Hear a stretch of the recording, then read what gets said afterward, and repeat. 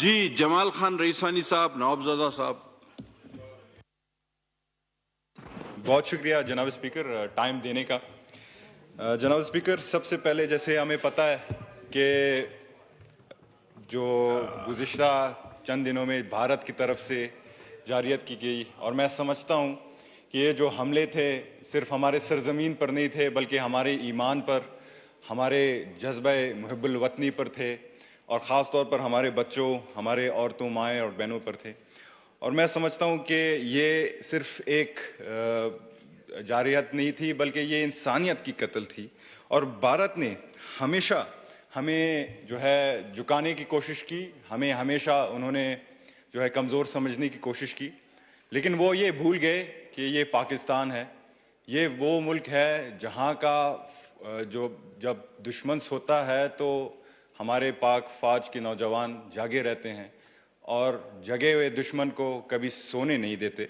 तो जवाबी कार्रवाई में जनाब स्पीकर, सबसे पहले मैं अपने पाक फ़िज़ाइया को, अपने पाक फोर्सेस को खराज तहसीन पेश करता हूँ और पूरे कौम को मुबारकबाद देना चाहता हूँ, जो कि ऑपरेशन बुनियानुल मरसूस की कामयाबी हुई और जिस चीज़ पे भारत और मोदी सरकार को बड़ा फ़ख्र था, उनके रफ़ेल जहाज़ों को उनको ज़मीन बोस कर दी, और इसराइल के जितने भी ड्रोन्स थे उनको ज़मीन बोस कर दी। और ये एक चीज़ साबित कर ली कि हमारी पाक फ़ौज जो है वो कभी जो है वो इंतज़ार नहीं करती, बल्कि जब वक्त आए तो घुस कर जवाब भी देती है।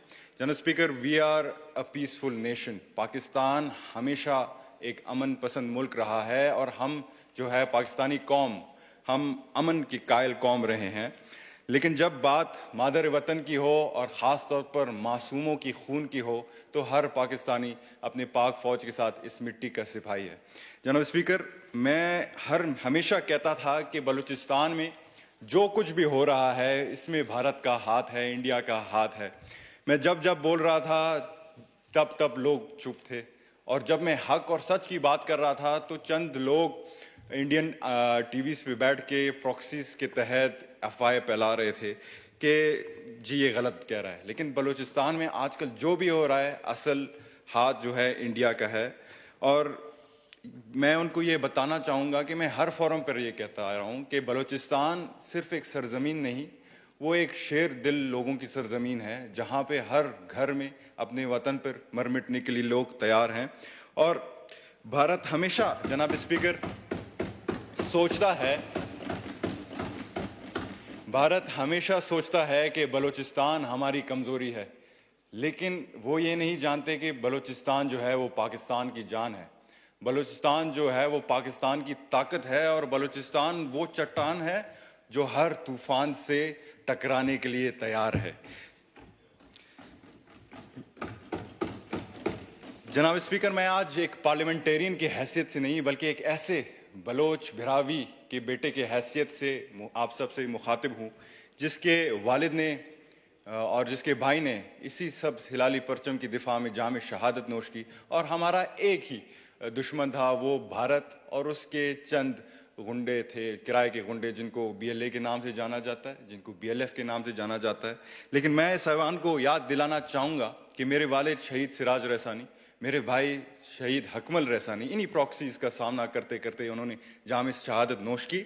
उनके साथ जितने भी हमारे सिविलियन थे, सिक्योरिटी फोर्सेस के थे, उन्होंने अपने ही सूबे के दिफा में की। लेकिन हमने कभी इन पर गम नहीं किया, हमने बल्कि उनको सब्ज़ हिलाली परचम में लपेट कर उनको फ़ख्र की बुनियाद पर हमने याद की। और आज भी हम जिंदा हैं, हम मरे नहीं हैं, आज भी हम बलूचिस्तान की मिट्टी से खड़े हैं, और आज भी हम जो है दहशतगर्दी के आग से लड़ते लड़ते फौलाद बन चुके हैं, और आज भी हम पाकिस्तान के बलूचिस्तान के धड़कन में गूंजते हैं। जनाब स्पीकर, एक बात आज साबित हो गया कि चाहे वो पहलगाम का सानिया हो या जाफर एक्सप्रेस की सानियात हो या मस्तूंग या द्रींगड़ के धमाके हों, मोदी सरकार हर वक्त एक ना एक साजिश में मसरूफ़ रहता है। लेकिन वो ये भूल गए कि ये 1971 का पाकिस्तान नहीं, ये जो है 2025 का बेदार पाकिस्तान है। ये वो पाकिस्तान है जहां हर बलोच, पठान, बिरावी, सिंधी सिरेकी अपने पाक वतन पर मिटने के लिए तैयार है। और एक बात हमें क्लियर कट बोलना होगा और इस ऐवान से बोलना होगा ताकि पूरा दुनिया ये जान ले कि बलूचिस्तान आइंदा किसी के हाथ का खिलौना नहीं बनेगा। जनाब स्पीकर, सर मैं बिल्कुल एंडिंग की तरफ जा रहा हूँ। सर हमेशा हमें तन्हा दिखाने की कोशिश की, भारत चाहता है कि हम तन्हा रहें, लेकिन उसे ये समझ नहीं है कि हमारे साथ हमारा अल्लाह है और हमारा जो कलमा है वो हमारा मुहाफिज है। जनाब स्पीकर, आज मैं एक बार फिर भारत को ये पैगाम दूंगा कि आइंदा अगर किसी भी मिस एडवेंचर करने की कोशिश देखा आपने, एक आया तो दूसरा वो जिस तरह आते हैं परिंदे मल्टीप्लाई हो रहे हैं। बिल्कुल सर, तो किसी भी मिस एडवेंचर की कोशिश की तो इस बार सिर्फ पाक फौज नहीं बल्कि पूरा पाकिस्तान आपके सामने होगा और पूरा पाकिस्तान एक है और हम हर जारियत का जो जवाब है मुंह तोड़, फैसला कुन और बर वक्त देंगे।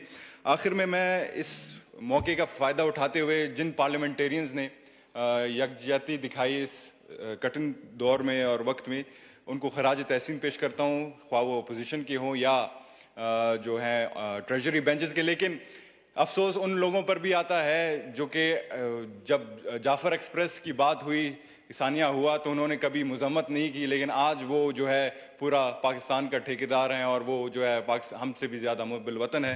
तो लिहाजा हमें ये मुनाफिकत छोड़नी चाहिए, हमें जो है पाकिस्तान के मुफाद में अपना सियासत भी कुर्बान करनी चाहिए, क्योंकि पाकिस्तान है तो हम हैं।